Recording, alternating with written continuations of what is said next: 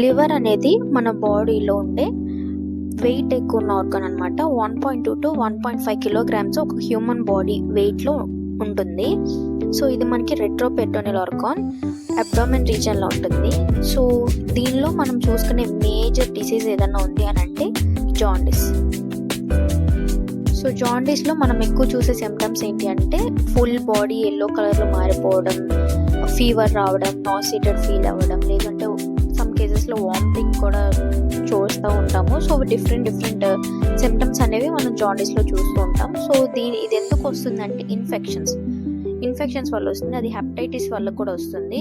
Next alcohol ఎక్కువ తీసుకునే వాళ్ళలో వస్తుంది. అండ్ అలాగే గాల్ స్టోన్స్, లేదు అనంటే కామన్ బిలియరీ డక్ట్ ఏదైతే ఉంటుందో, బైల్ అబ్డామెన్లోకి ఇంటెస్టైన్లోకి వెళ్ళే డక్ట్ ఏదైతే ఉంటుందో అది బ్లాక్ అవడం వల్ల కానీ, నెక్స్ట్ వేరే హెల్త్ కండిషన్స్, అందులో cirrhosis of liver, next medications.